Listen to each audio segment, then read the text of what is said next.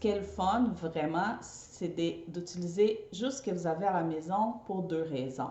Une, ça va vous coûter zéro et c'est éco-responsable. Vous n'allez pas jeter. Ce sont des objets que vous avez déjà qui vont servir pour décorer la fête.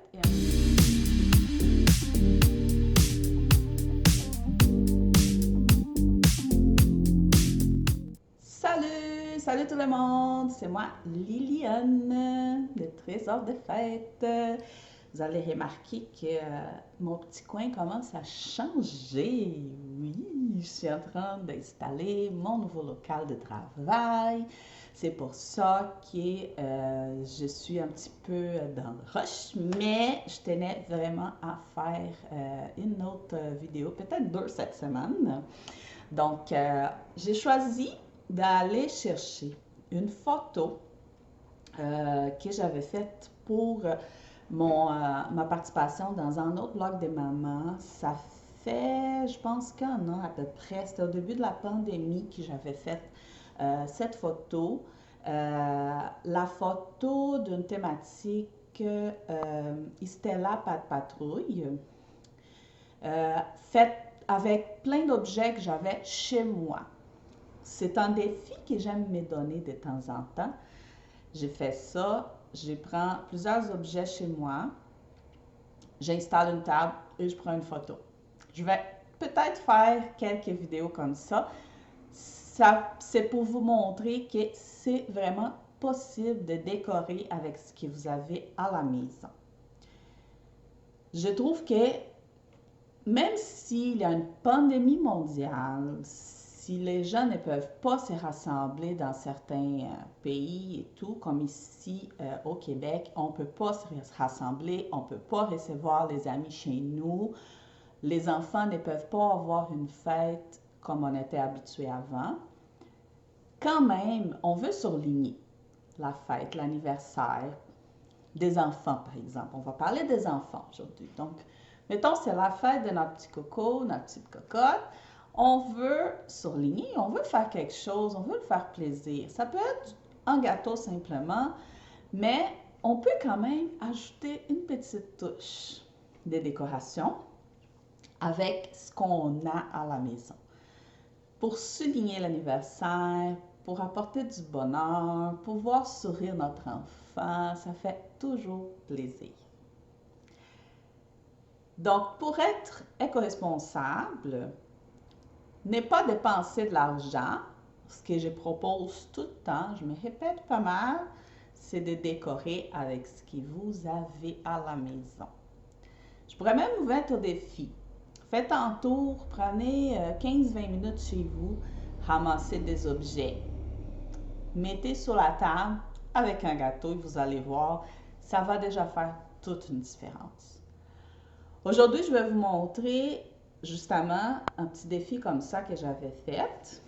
C'était juste des objets dans la chambre à ma fille, mon garçon, plus quelques autres petits objets qu'il avait à la maison dans d'autres pièces que les chambres. J'ai installé les tout, j'ai ajouté un gâteau, quelques bonbons, des petites jujubes et je vais vous montrer les résultats. On va discuter quelques détails de cette décoration, mais ce qui est le fun vraiment, c'est d'utiliser juste ce que vous avez à la maison pour deux raisons.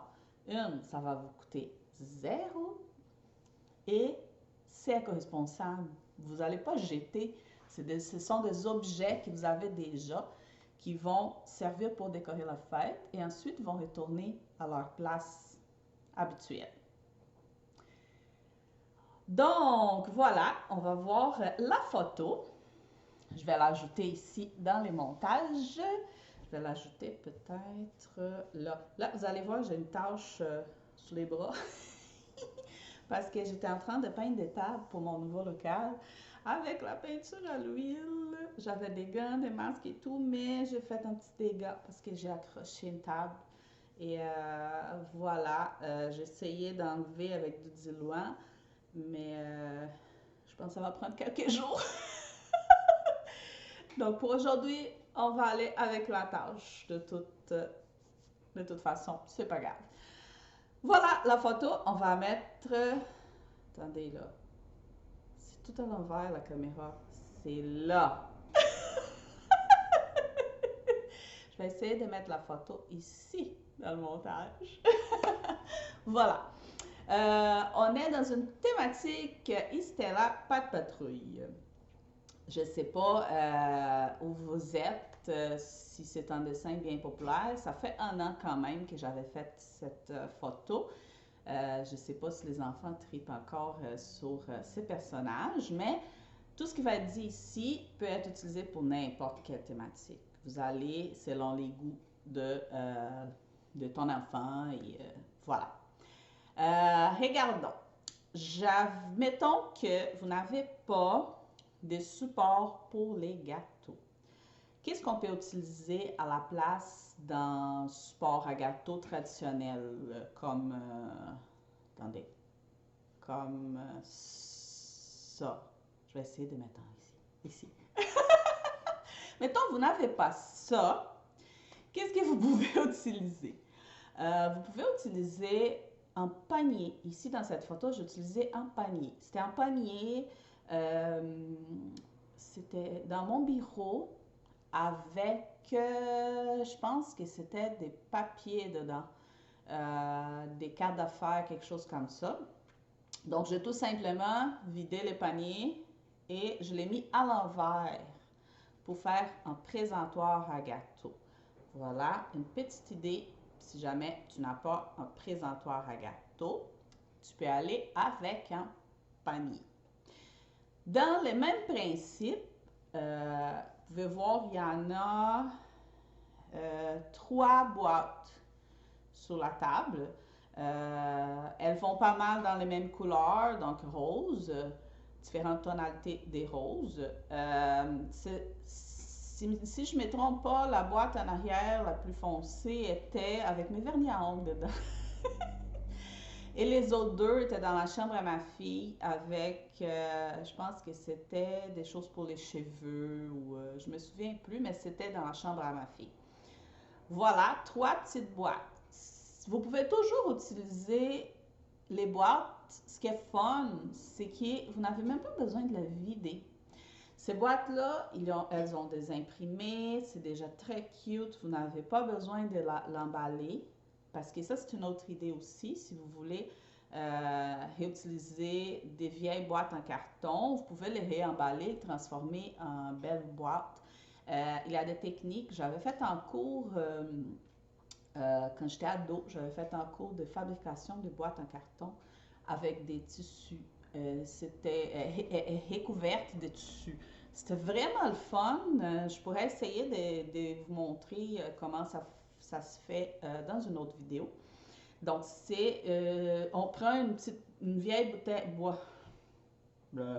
on prend une vieille boîte en carton. Par exemple, si vous achetez quelque chose qui vient dans une boîte en carton, après ça, on prend du tissu, de la colle blanche et on couvre cette boîte avec du tissu.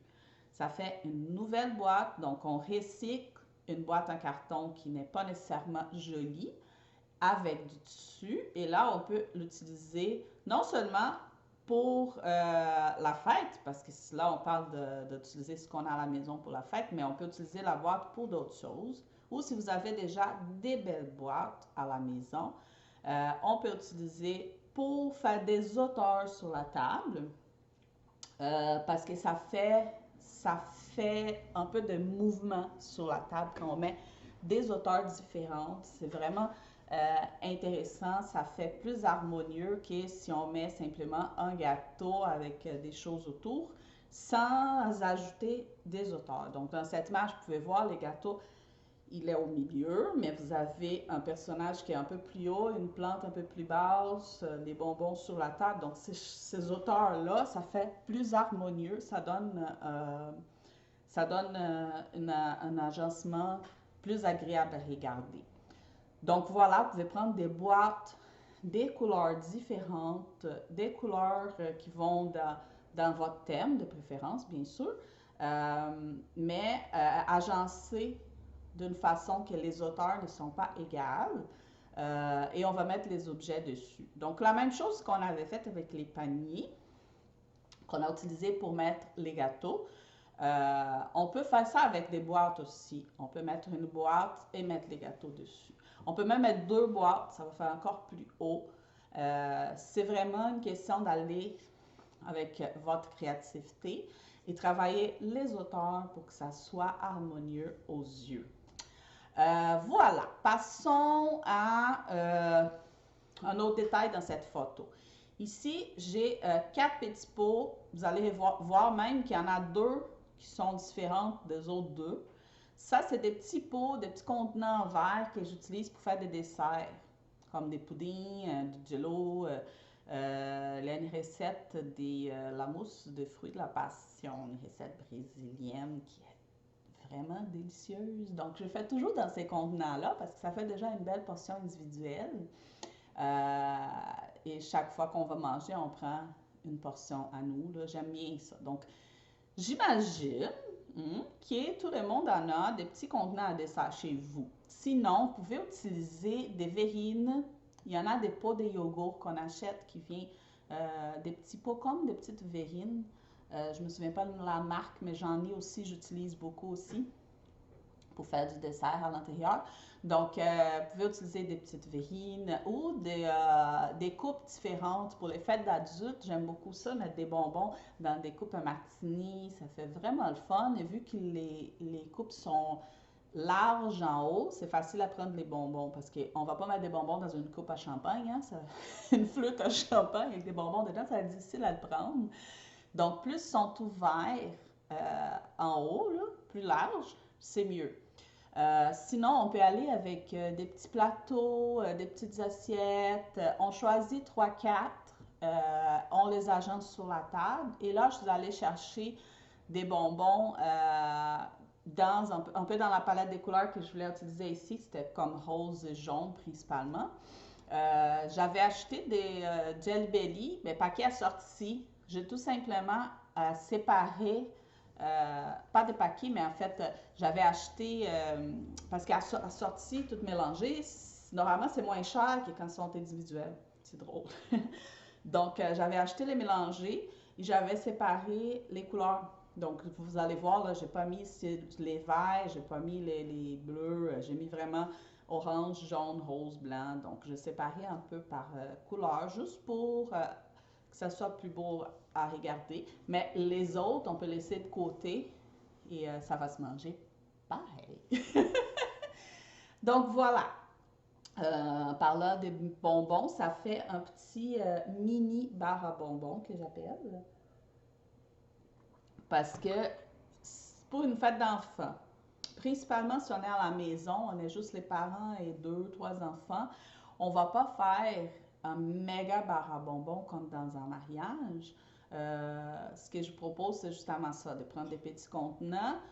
Si vous êtes 4, prenez 4 petits contenants, comme ça vous allez avoir une idée des quantités aussi. C'est important pour ne pas gaspiller, pour ne pas en mettre trop, pour ne pas avoir une overdose de sucre. Voilà, donc ici, j'avais juste 4 petits pots à dessert et des petites jujubes à l'intérieur. Cherchez chez vous aussi les places où vous pouvez acheter des jujubes en vrac. Il y en a de plus en plus. Ça, c'est le fun parce qu'en vrac, on peut aller vraiment avec les couleurs du thème. Donc, on n'a pas besoin, comme moi ici, j'avais acheté assorti, tout mélangé et j'ai trié les couleurs, mais sinon, vous pouvez aller direct aux couleurs que vous voulez et les bonnes quantités. Ça, c'est très important pour ne pas gaspiller. Voilà, prochain point, les personnages. Donc ici, c'était la patrouille parce que simplement, j'avais un toutou et une serviette. Patrouille, c'était là. Comment choisir? Vous allez pas les trucs. Si vous voulez vraiment pas dépenser, si vous voulez vraiment pas acheter de nouvelles choses, vous voulez aller à ce que vous avez à la maison. Les trucs est de trouver dans la chambre de l'enfant quelque chose qu'il aime et qu'il a 2 objets qui représentent vraiment cette thématique. Donc ici, quels sont les deux objets? C'est les toutous Stella et la serviette de plage.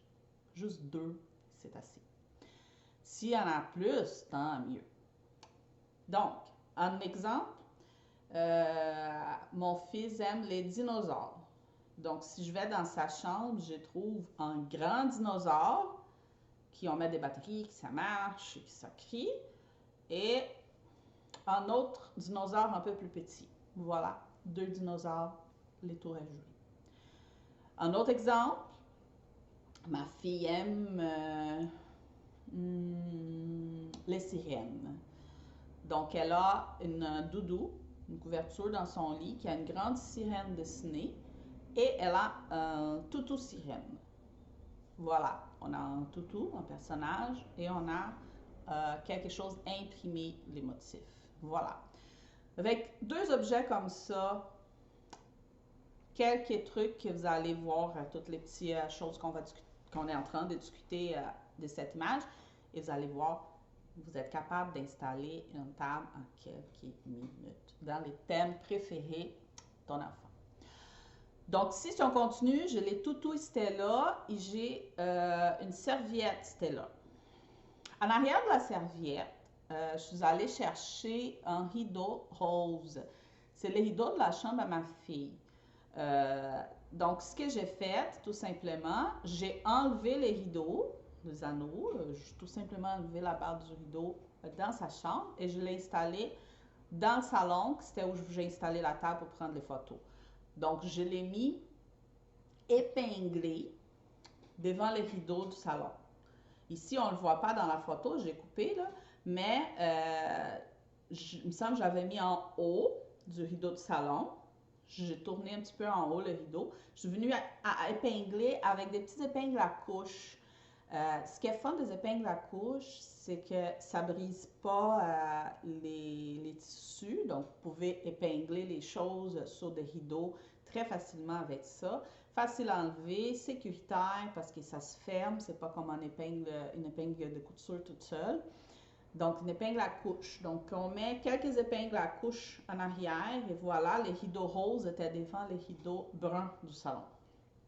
Centrés, bien sûr. Ensuite, j'ai fait la même chose avec la serviette. La serviette, je l'ai mis comme au milieu encore. Donc là, c'était centré. C'était la serviette, les rideaux roses, les rideaux bruns. Mais pour les photos, j'ai centré pour qu'on voit juste les rideaux bruns. Les rideaux roses, excusez. Voilà, donc on a la serviette comme panneau de fond. Et j'avais un support en acrylique où j'ai mis les toutous, mais ça pourrait être simplement une boîte en bois, un autre panier, ça pourrait être une autre boîte en carton, peu importe, là, qui s'agençait bien avec les thèmes. Donc, j'ai mis le toutou à côté. J'ai choisi de le mettre de ce côté-là parce que si vous regardez, il a un arc-en-ciel en haut, un arc-en-ciel en bas. Si je les mettais de l'autre côté, ça allait faire comme une Stella dos à l'autre Stella. Et de ces côtés-là, ça fait comme plus, elles sont plus collées. Et on voit bien les deux arcs-en-ciel, celui qui est en haut, celui qui est en bas. Ça, c'est à l'œil, c'est quand vous allez installer dépendamment de l'imprimé du tissu que vous avez mis dans le fond. Ensuite, ça, c'était vraiment pas nécessaire, là. C'était juste pour... parce que pour l'article, je voulais montrer les maximum d'objets, juste pour revenir, hein, pour vous rappeler. Cette photo a été faite pour un article, pour un blog. Et je voulais montrer les maximum d'objets qu'on a à la maison, qu'on peut utiliser pour installer une fête vite faite chez nous, pour enfants, une décoration avec ce qu'on a à la maison. Donc, je voulais montrer les maximums d'objets et j'ai pris les lumières de Noël. Mais c'était vraiment pas nécessaire dans cette décoration. Mais vous pouvez voir, j'avais mis des lumières de Noël un peu partout sur les panneaux, de façon asymétrique, là, vraiment pas égale. Ça, c'est une question de goût.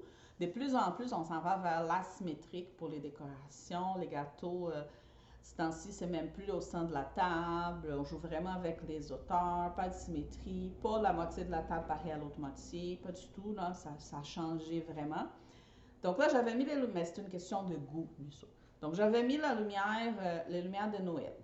Voilà, donc les lumières de Noël, ça peut être très intéressant.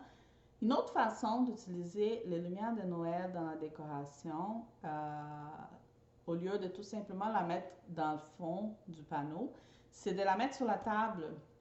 Si on a une table qui n'a pas trop de choses, qui est un peu plus vide, mettons qu'on a une table trop grande et on n'a pas assez d'objets pour remplir la table. Donc, on peut mettre les objets éloignés les uns des autres et on vient mettre des lumières de Noël qui passent entre les objets. Donc, ça va éclairer la table et ça va remplir l'espace vide. Petit truc. On continue les plantes. C'est sûr qu'ici, ma petite plante n'était pas très heureuse, là.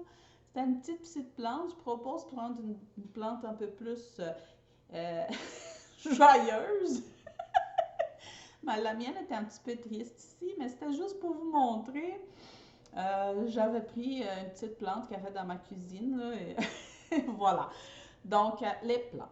Les plantes, j'adore parce qu'en plus des fitter, en plus de marcher, de s'agencer bien dans n'importe quelle décoration, ça porte la vie. C'est quelque chose de vivant dans le décor. J'adore ça. Donc, les plantes, vous pouvez toujours utiliser dans vos décorations. N'importe quelle thématique, c'est rare qu'une plante ne va pas fitter dans un décor. Donc, ramassez les plantes chez vous et utilisez dans vos décors. Et on continue. Ici, la nappe. Ici, j'avais mis une nappe blanche, tout simplement. Elle était plus crème. Je l'avais déjà. C'était pas compliqué au niveau de la nappe. Donc, j'avais utilisé une nappe blanche, tout simplement, crème. Et comme ça, parce que ici, le panneau, il est déjà très coloré. Parce que, mettons là, je pouvais mettre les rideaux roses comme nappe et la nappe n'est pas utilisée tout simplement, ou la mettre à la place du rideau rose. Mais pourquoi j'ai pas fait ça ici? Parce que la serviette en haut, elle est déjà vraiment très colorée. J'ai mis les rideaux roses autour parce qu'elle n'était pas assez large pour faire un panneau complet sur ma table. Donc la nappe rose, elle est venue comme compléter l'en arrière de la serviette. Mais si j'avais mis par exemple une nappe rose, les roses allaient être trop foncées. Les objets sur la table allaient être moins vus, moins en évidence. Parce que la nappe trop foncée, plus les panneaux avec beaucoup de couleurs déjà. Pas serviette, serviette panneau déjà avec beaucoup de couleurs. Les objets sur la table allaient se perdre. Ils allaient être comme cachés par autant de couleurs autour. Donc, on peut aller jouer normalement entre panneau de fond et nappe avec des couleurs pas trop foncées les deux. Parce que sinon, ça peut nuire à la visibilité, mettons, des objets sur la table. Ensuite, sur les gâteaux, ici, j'avais mis juste un petit topo de gâteau. Je pourrais faire une autre vidéo, parler des toppers de gâteaux. Je trouve que c'est une thématique intéressante.